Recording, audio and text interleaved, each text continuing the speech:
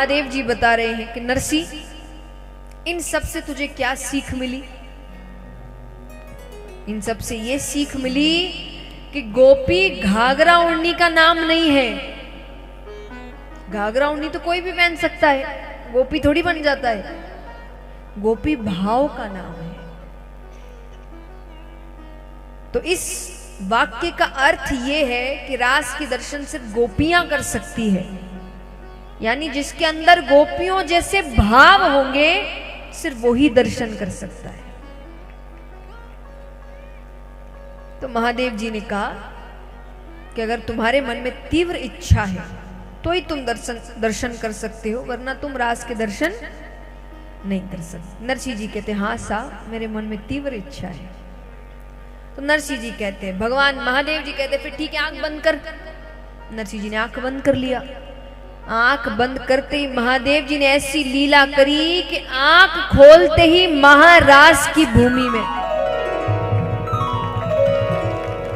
ठाकुर जी, राधा रानी, ग्वाल बाल, गोपियां सब रास कर रहे हैं। अब ग्वाल बाल ने नरसिंह जी को भी हाथ में एक मशाल पकड़ा दी है। नरसिंह जी भी मग्न नाचने में। अब नरसिंह जी इतने मग्न हो गए कि उस मशाल से नरसिंह जी का हाथ जलने लगता है, पर उनको कोई खबर ही नहीं है, क्योंकि उनकी नजर तो भगवान पर है। पर राधा जी की नजर नरसिंह जी पर पड़ती है। वो भगवान के पास जाती है कि प्रभु आपके भक्त का हाथ जल रहा है। और भगवान दौड़ते हुए जाते हैं और नरसिंह जी का हाथ अपने पीतांबर के अंदर छिपा लेते हैं। और जब नरसिंह जी ने हाथ बाहर निकाला, हाथ एकदम कुशल, कुछ हुआ ही नहीं। पर अब भगवान देख रहे हैं। भगवान कहते कि तुम कौन हो? क्योंकि जिंदा मनुष्य तो यहां नहीं आ सकता, कैसे आए? नरसिंह जी ने महादेव जी के पास इशारा करिए, ये लाए हैं, इनसे पूछो। भगवान महादेव जी से कहते कि प्रभु आपको तो सब पता है। महादेव जी कहते हैं इसने मेरी तपस्या करी, मुझे प्रसन्न किया और कहा कि मोकू और कछु ना चाहिए, श्री राधा कृष्ण मिलेंगे। ये पक्का भक्त है। अब भक्त को भगवान से नहीं मिला हो तो ये तो इंसाफ नहीं है।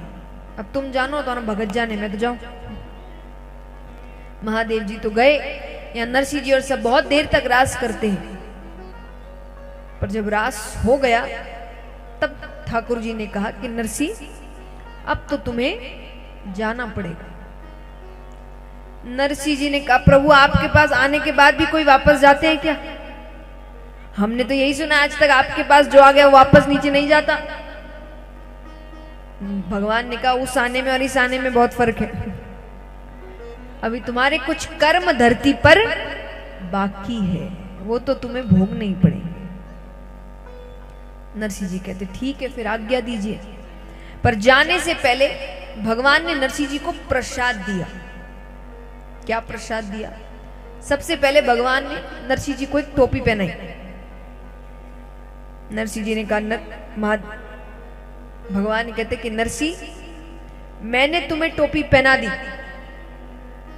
अब धरती पे जाकर तुम किसी और को टोपी मत पहनाना।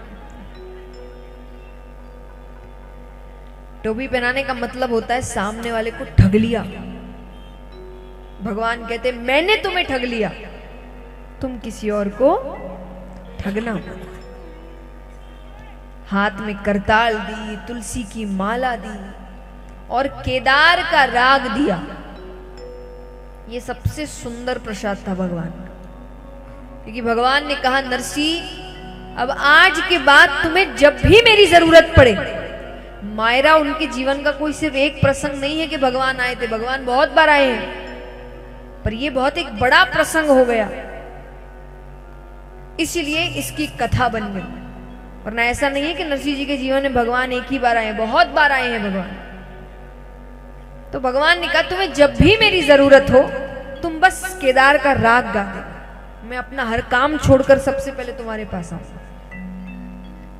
तो भगवान ने नरसिंह जी को केदार का राग दिया। सब कुछ लेकर नरसिंह जी धरती पर वापस आ गए।